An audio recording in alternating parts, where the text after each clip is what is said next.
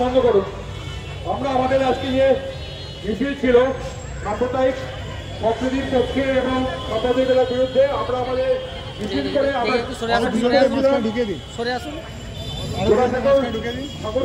ঠাকুরবাড়ি থেকে হরিঙ্গা ক্রসিং অব্দি আমাদের মিছিল। আমি পেছিয়ে আছি, অমরদা মাঝখানে, এই অমরদা মাঝখানে।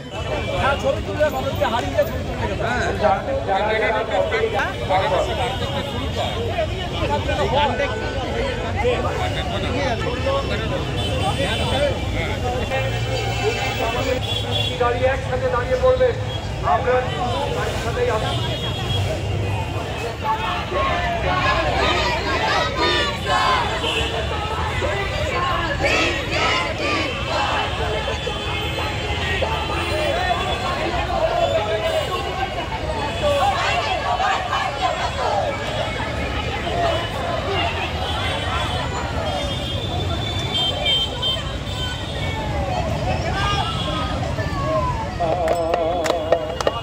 এই নদী তোমার আমার ঘুমের দরিয়া, হেইয়া এই হেইয়া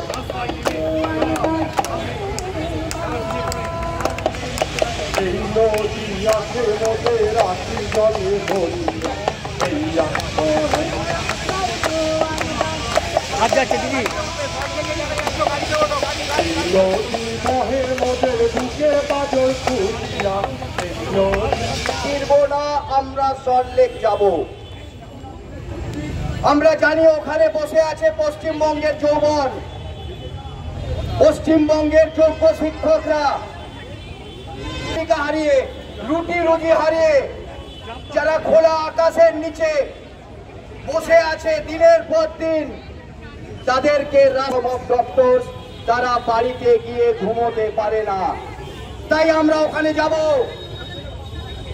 একই সঙ্গে এটা বলতে চাই, পশ্চিমবঙ্গের বুকে প্রতিদিন ইতিহাস রচনা হচ্ছে। 14ই আগস্ট শুরু হয়েছিল রাত দখলের মধ্যে দিয়ে, 43 কিলোমিটার মশাল মিছিল, 1 লক্ষে 1 লক্ষ রোয়ের কার্নিভাল, ওখানকার অনশন, স্বাস্থ্য ভবনের অনশন, জুনিয়র ডাক্তারদের আন্দোলন, প্রতিদিন ইতিহাস রচনা হয়ে চলেছে। এবং মানুষের ক্ষোভ, ক্রোধ, প্রশাসন যারা আছে তারা ভেবেছিল যে যত দিন যাবে তত বোধহয় তারা সবাই ঘুমিয়ে পড়বে। তারা যখন দেখতে পাচ্ছে কেউ ঘুমোচ্ছে না, রাস্তাতে আছে, তখন তাদের অন্য plan A, plan B, plan C যেমন শুনেছিলাম, তাদের অন্য প্ল্যান কিন্তু সত্যি সত্যি তারা রূপায়িত করছে। এবং এই রূপায়ণের ক্ষেত্রে একটা জিনিস আমরা বলতে চাই, আমাদের পূর্বপুরুষ যারা ছিলেন, যারা মহান ব্যক্তি, যারা আমাদের রাজ্যের শাসন ক্ষমতায় যারা ছিলেন, তাদের মুখেই আমরা শুনেছি যে সরকার যদি দাঙ্গা না চায়, প্রশাসন যদি দাঙ্গা না চায়, তাহলে কিন্তু এই বিদ্বেষ, এই হানাহানি, এই ভয়ঙ্কর পরিস্থিতি, এই অস্থিরতা তৈরি হতে পারে না। আমাদের তাই বারবার মনে হয়েছে, যখন অভয়ার ন্যায় বিচারের জন্য গত 8 মাস ধরে সবাই রাস্তায়, যখন এই চাকরি হারিয়ে, জীবন জীবিকা হারিয়ে গোটা রাজ্য জুড়ে অস্থিরতা তৈরি হয়েছে, মানুষের মধ্যে শিক্ষিত যুবকরা, আমাদের শিক্ষকরা পুলিশের লাঠি খেয়ে খোলা আকাশের নিচে রাস্তায় বসে আছে, তখন এই ক্ষোভের থেকে চোখ অন্যদিকে ঘোরানোর জন্য কোথাও না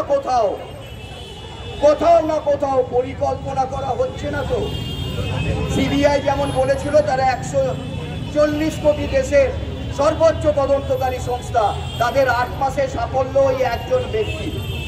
তখন আমরা বলেছিলাম কোথাও কোনো গোপন বোঝাপড়া নেই তো কেন্দ্রের সঙ্গে রাজ্যের। এখনো আমাদের মনে হচ্ছে যখন এরকম একটা ভয়ঙ্কর পরিস্থিতি তৈরি হচ্ছে, তখন কোনো গোপন বোঝাপড়া নেই তো।